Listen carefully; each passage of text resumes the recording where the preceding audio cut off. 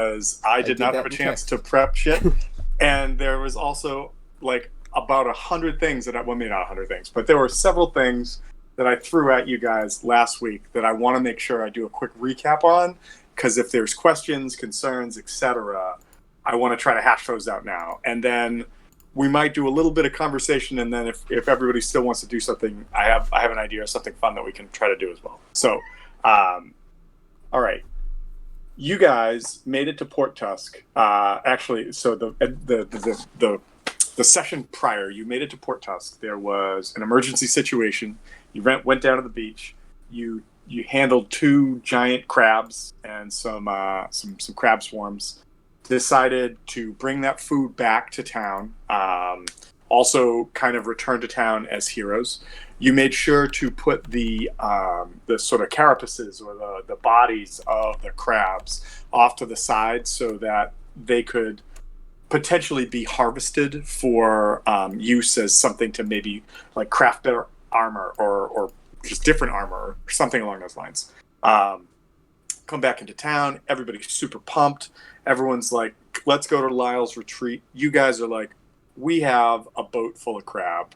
And that is when I got to go back to my list. That's when Anvra comes out and basically says, like, I'll take care of this. And he's this sort of like old looking fish dude that kind of walks with a limp. And you guys are like, well, do we do? And he's just like grabs the boat and slowly, like old man style, starts pulling it towards the fish market and says, don't worry, come back for this and everything's fine. And you guys are kind of like, what? And everyone's like, no, go to Lyle's retreat. And you guys follow along. And if you had rolled any insight checks, you would have realized nobody was trying to pull any wool over anyone's eyes.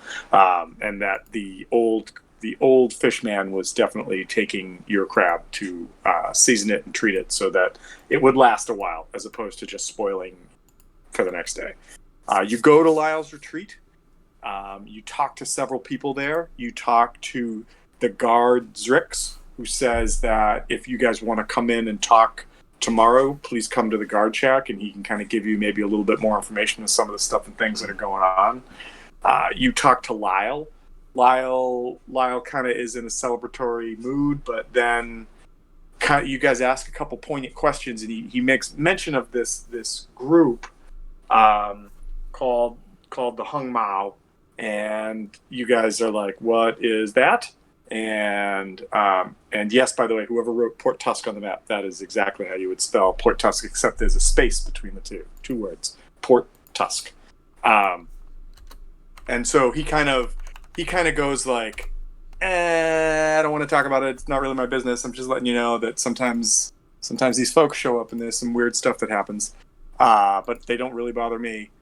They tell you that there is a blacksmith in town, and I believe that Reamer was just like, bye, and just walked and was headed towards the blacksmith, and found out that there was nobody in the blacksmith shop, or that they were sleeping. And you also found out that there is, I think it was Seraph that found out that there was a church in town, and that there was some kind of like fish person that was in charge of that church.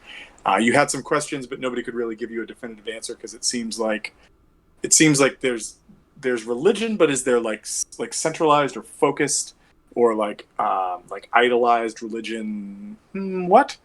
And then the last thing that happened before anything else was that that Elzarin had too much to drink, passed out, and when he was passed out and brought over to the dark holes to sleep in, which, by the way, were surprisingly comfortable, he had a dream. And does anyone want to recap that dream for me?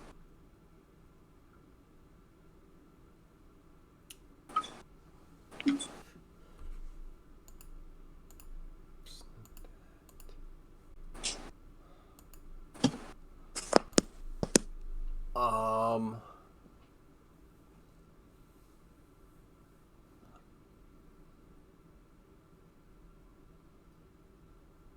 Trying to remember.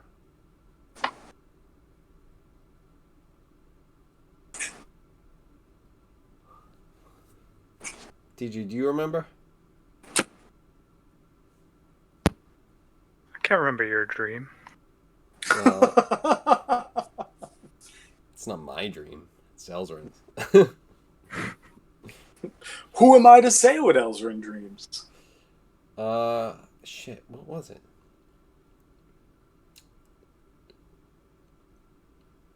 I don't remember. That's okay. That's okay. There were certain elements that were present. That there I was. feel like once I hear it a little bit, I'll be like, oh, fuck yeah, that's right. Well, I don't want to give too much away because, like, if all of a sudden this like triggers and it comes back in your mind or whatever, then so be it. But there were elements of some kind of other force that was at play in the land of Sharg. There were elements of like subterfuge or of like minions or something along those lines. And there were some interesting vantage points of what you could only assume were vistas that are somewhere in Sharg. And I don't really want to go too much more into it because Elzerin could have more dreams or Elzerin could remember. But if any of that jogs any of your memory and you want to bring it up, go right ahead. But if not, it's not anything that's going to make or break the game. Well, that's good news then. All of a sudden, just like your computer splits in half, my computer explodes. TJ's headset actually just starts whirring like it did in the old days, just like, and then that's the end. We broke the just game. Stops being able to speak. Broke the game. Broke the game.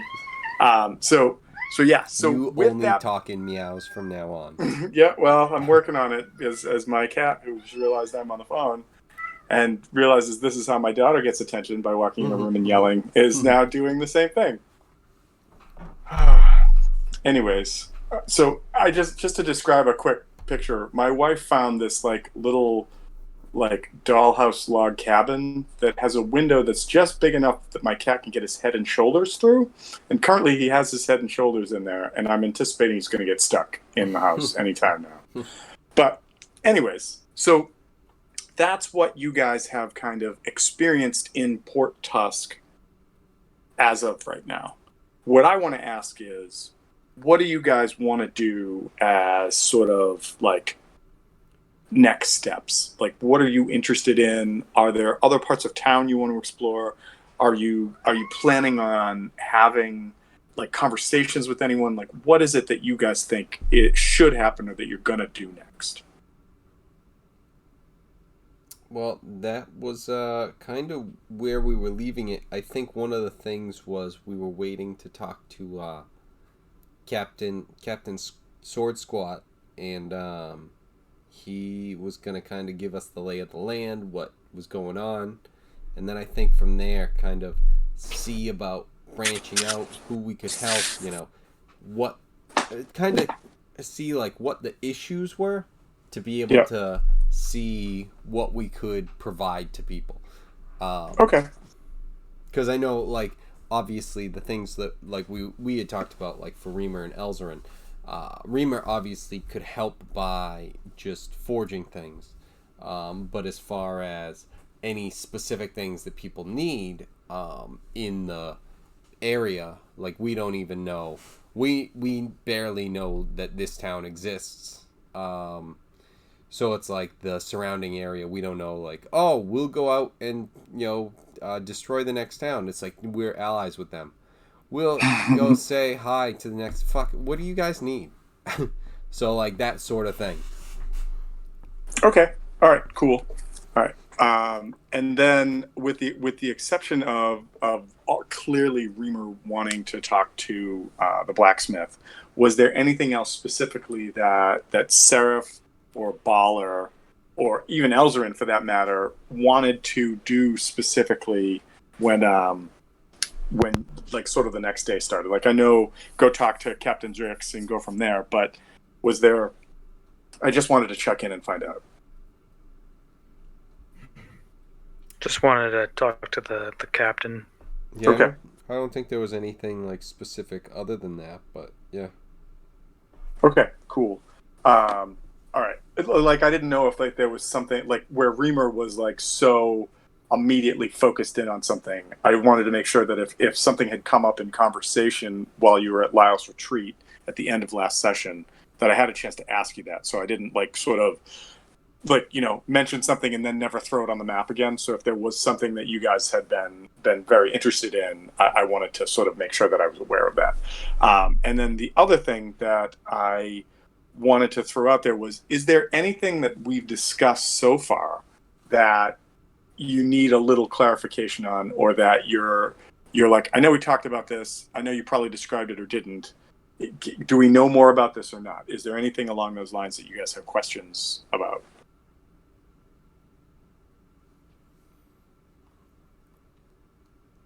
Nothing comes to mind. Yeah, nothing Alright. like particular that like nothing specific. I mean, obviously, there's all the questions we have of like what's going on, and everything like that. But that's kind of again back to the captain sort of thing.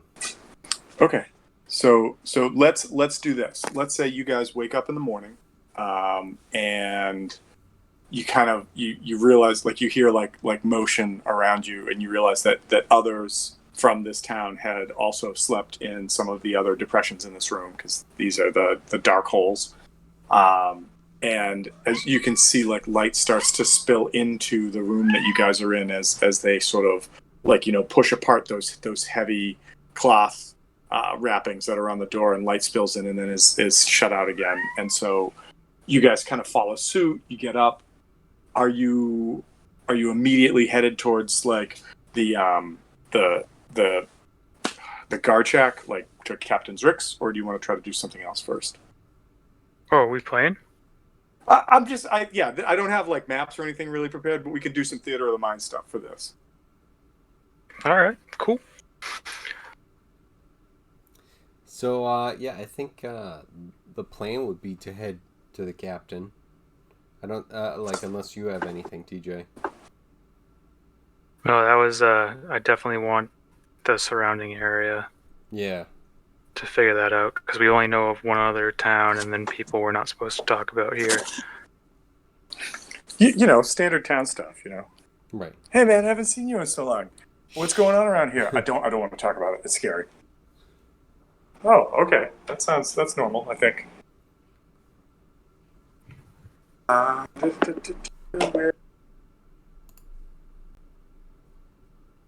So you guys, I'm sort of walking and talking because I could grab some notes I don't have in front of me. You guys head over to the guard shack, and as you guys are almost over to the guard shack, I want you to give me a perception check.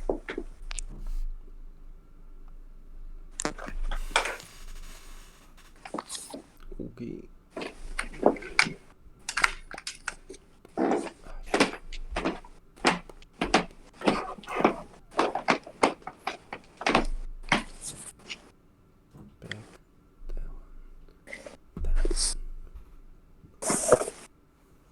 Oh.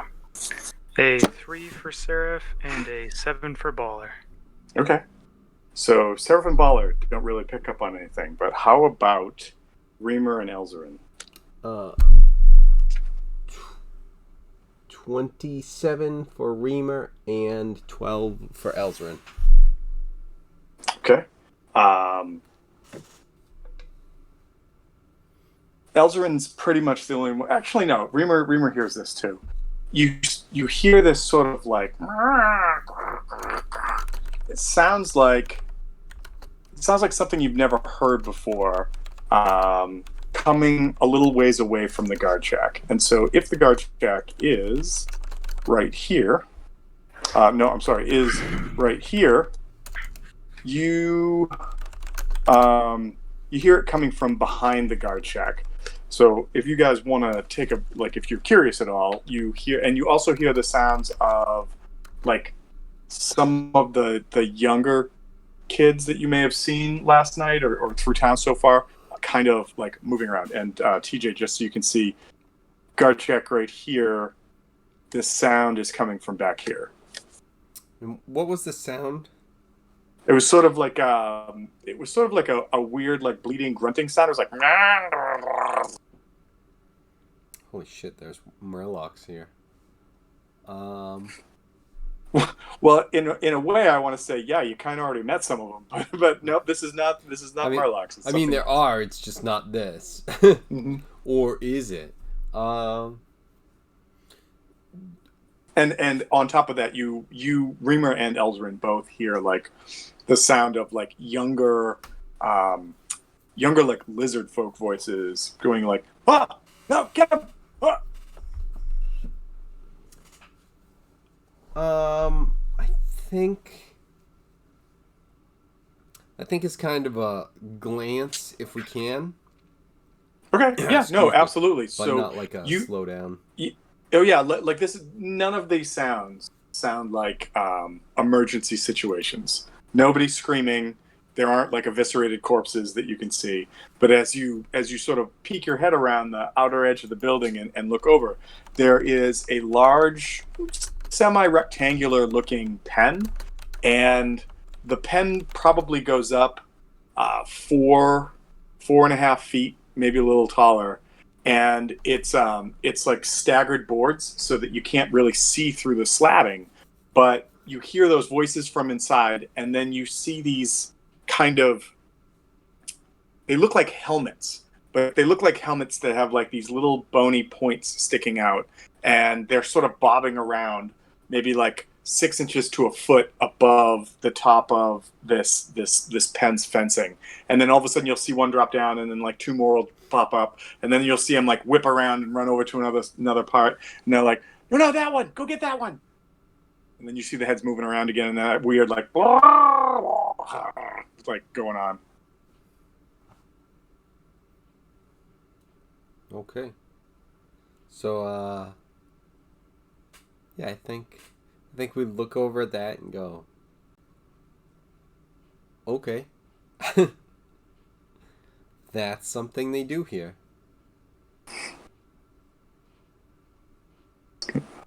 And then I think we continue to the captain.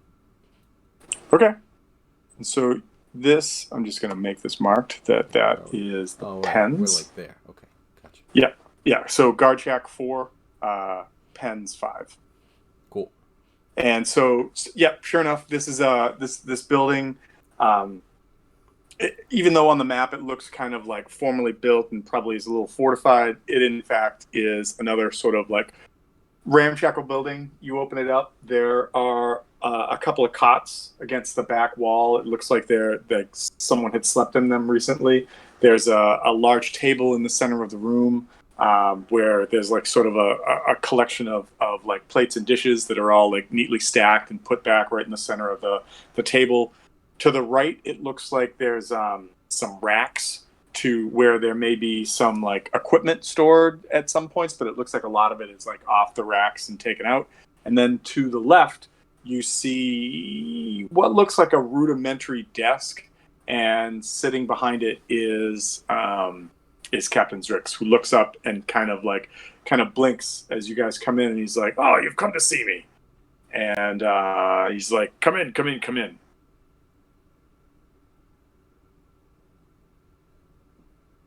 Okay. And so, all right, so you guys press in, and as you come in, he kind of like he goes to get up from his desk, and then turns around and grabs some papers, and he goes, "Come around the table. It'll be the easiest way for you to look at this." And goes over to the table and starts. The first thing he does is he's got like this long parchment in his hand, and he says, For the sake of the town, I should say again, I appreciate what you did on Fisherman's Beach. We were trying to take care of another problem that's happening with the woodcutters at the time, and we just don't ever have enough people to deal with all the problems that show up. But in order for you to get a better idea of where you are and what's happening, let me show you what we know.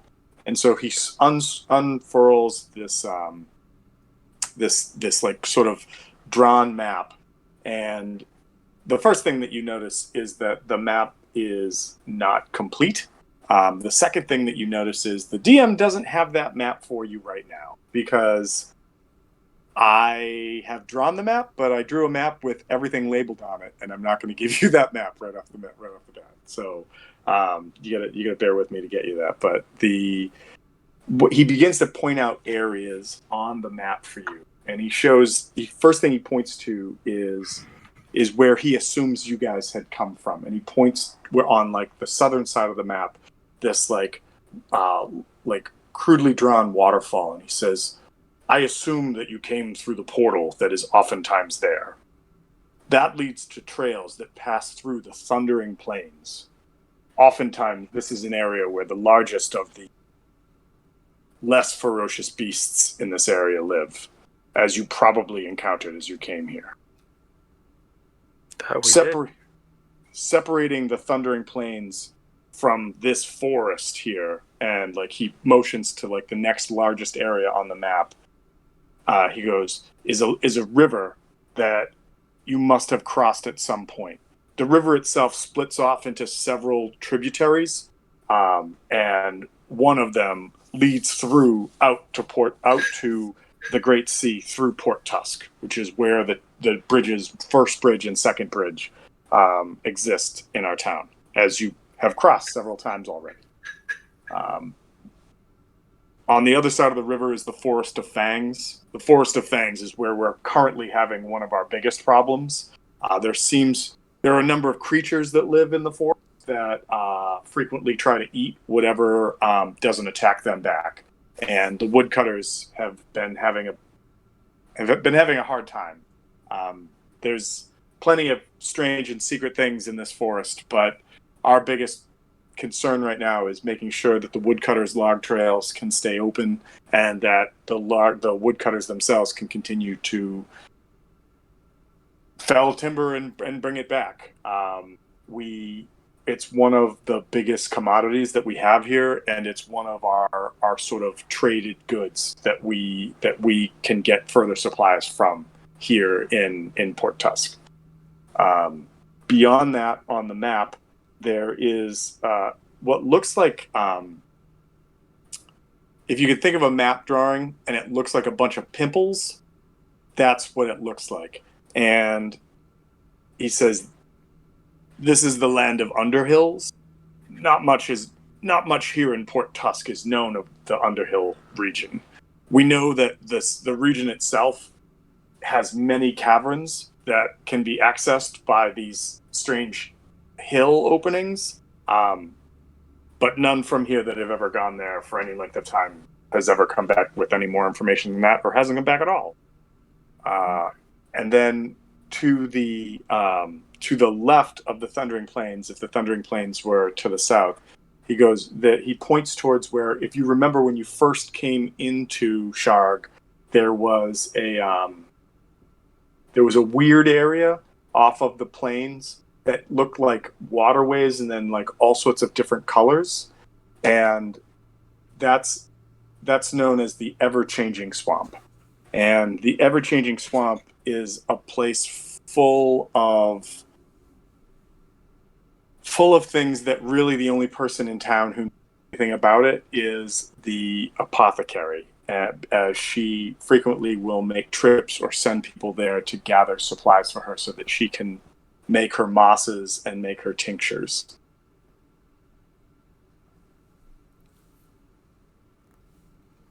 And then splitting the map, and this is where the map is like on the other side of this, there's just sort of, it just says like unknown, are the two large mountain ranges that you saw to the left and the right of that giant body of water as you first came into Sharg, like way up on that mountain face. And those are known as the where was it? Those are known as the Underbites and the Fang.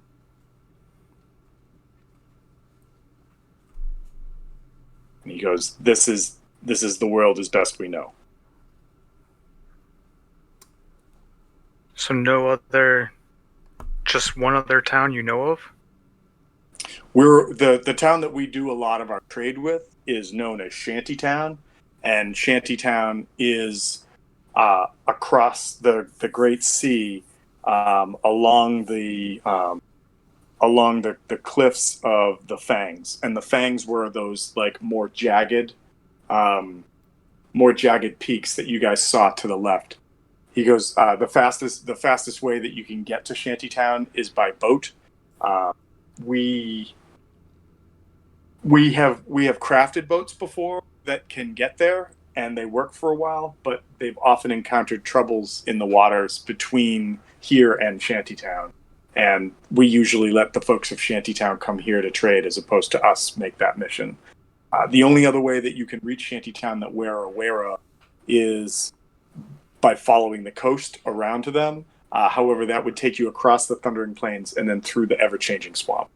And as previously mentioned, there are some problems with that as well.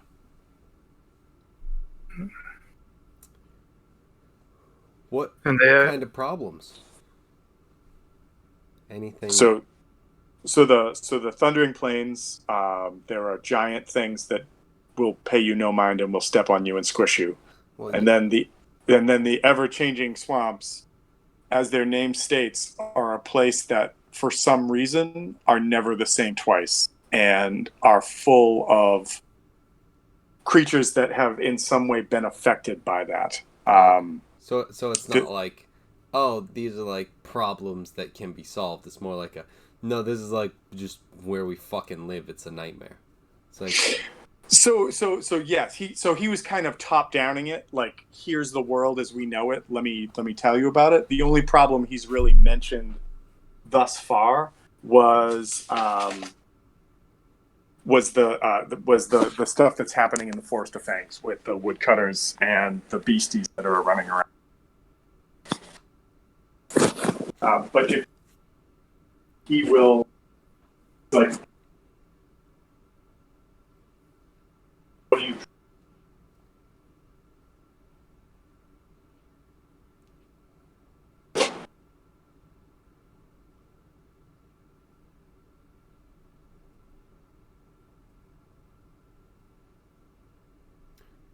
I don't know if we lost you there. Yeah. I'm still here. Can you guys still hear me? Yeah, like it felt like you were walking away, and then like so we got like. I'm sorry. Okay, I'm sorry about that. So. Oh, no worries. It was just like. Like if you walk away and it like feels like you're walking away, no big deal. It's just like then it like we weren't getting the stuff, so it was like, is he still trying to talk? And Discord's just like, nah, fuck you. We'll see you in a little bit. I think that's what Discord was doing. He goes, if you're looking for things that we need help with, one of the things is the ongoing problem that's happening in the Forest of Fangs. Another issue, but we have several smaller things that are happening throughout town that I'm sure people would love to have some assistance with. But this is one of those things where I have a list. I just have to find my fucking notebook that I can talk to you guys. But he's like, one of the things that he has mentioned before is that the local town apothecary, she sweet, found it. All right. She always needs help acquiring things, and is always looking for volunteers to go assist in the collection of items that she would need to like craft her mosses and her tinctures. And then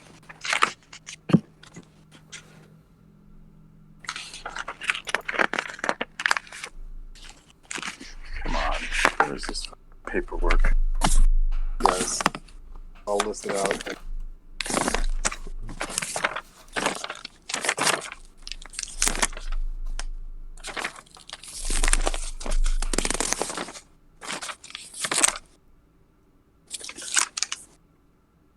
And apparently I can't find it right now, so bear with me, please. Please and sorry. Yeah. I am Lord. I am Groot. And so what I might as well do is I'm trying to find this paperwork to tell you guys what the other stuff is. is that he also explains to you that the mosses he keeps mentioning are effectively healing potions that this apothecary makes for like the local guards, or as well as maybe the fishermen as they go out. It's kind of like how she earns her keep here in the town. And the mosses are effectively they're healing potions, but when applied, they have potential side effects that are usually good, but sometimes can be negative.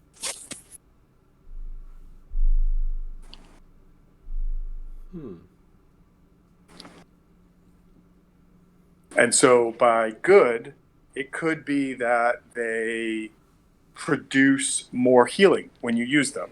By bad, they could alter you in some way by maybe enhancing ability or taking something away from you briefly. Nothing permanent, but there are currently 3 known mosses that this apothecary creates. One is green, one is blue, and there is a rumor that she can make a red moss, but but Zrix is like, that's kind of rumors at this point, and I don't have anything solid to tell you that that's true.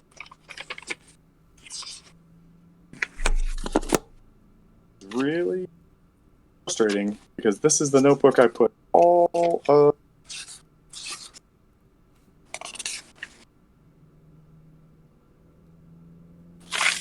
I could tell you guys about some of the stuff that I do for work lately, because that's in this notebook as well. But I don't think that that's going to be interesting for you. Let me run upstairs. Damn it. Where did this stuff go?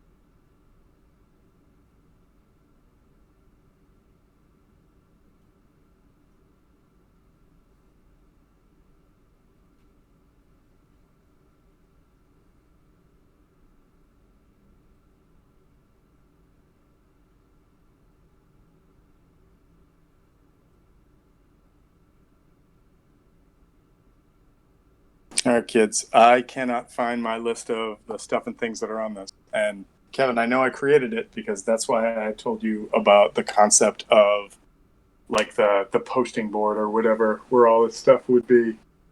And so I again apologize. Do not have that ready for us to kind of continue with the cats, but the captain will say that if you guys have questions or concerns, he's available to talk. And if you have questions or concerns right now, he will try to answer whatever you have. And if your question is, well, what can we do to help? I'm going to shoot myself in the face because I can't tell you that at this moment. Okay. Well, I think if that's the case, do we want to say that it's like from here we pause and then see? I think unless of course TJ has questions or something for the captain, other than, hey, do you want to shoot TJ and Tom in the face? Yeah. Yeah. So what do we do? What do you need help with? So No. what is it that you like need? So what I will do is as soon as I find that piece of paper, and I know that as soon as like we hang up tonight and whatever, I'm gonna be like, where did I put that thing? It's And on it's my just gonna keyboard, be like, so I oh! didn't forget.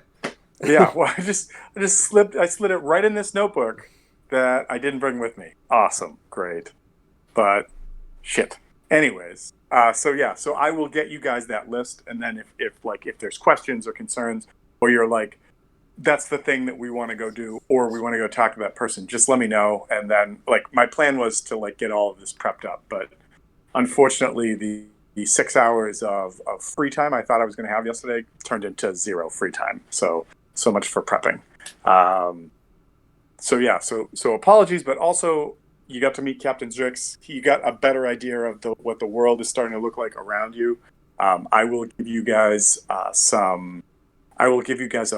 map of what that looks like. Like I said, I kind of sketched Sharg out when I first started thinking about this place, and I detailed the map with like locations and stuff and things.